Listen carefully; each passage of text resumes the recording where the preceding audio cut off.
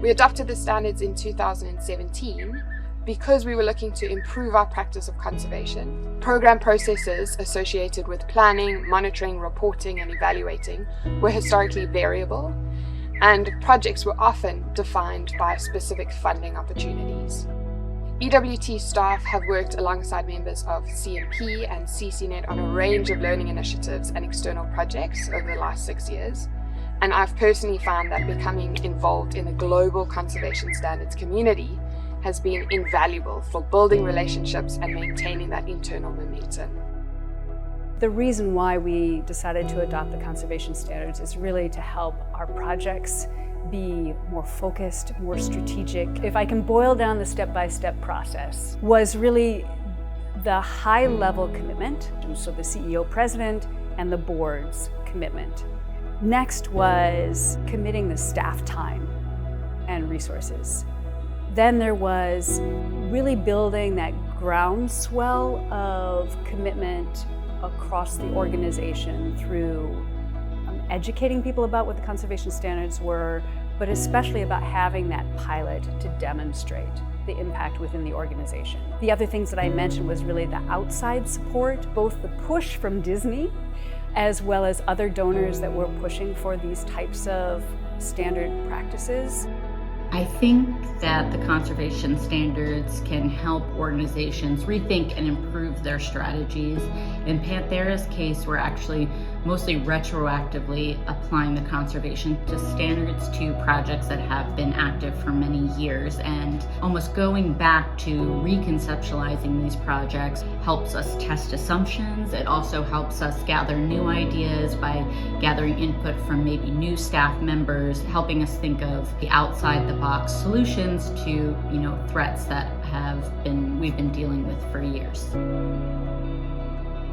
The task of trying to roll this out across 80 projects in 25 countries seemed really daunting and maybe impossible, but because the CMP has created so many resources specifically about institutionalizing open standards and answering questions like, what kind of team should I build? How do I integrate this with other business processes?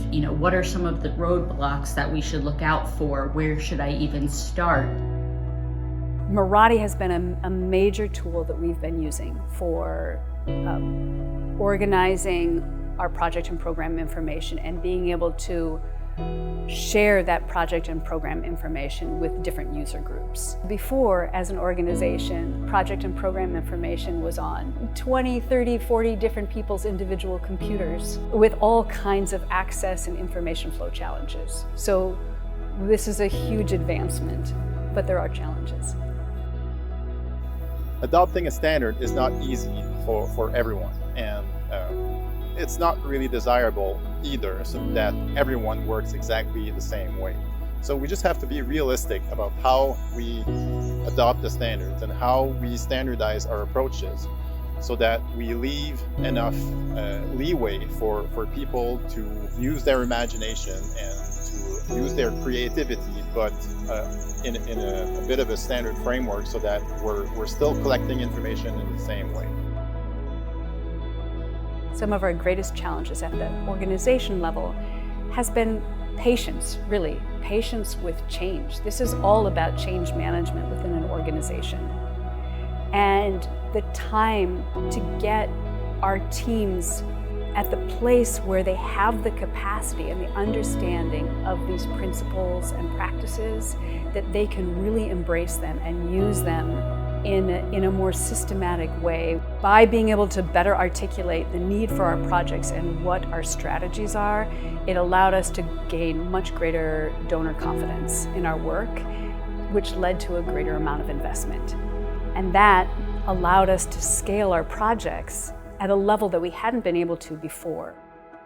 Those of you who are working to help your organization adopt the conservation standards and hoping for a greater uptake of these good principles and practices across your organization, my first advice is don't do it alone. There are, through the Conservation Measures Partnership, through the Conservation Coaches Network, get involved in those. There are so many resources. I believe that by working as a community of practice that we can have stronger and greater and longer lasting impacts. So be part of that community.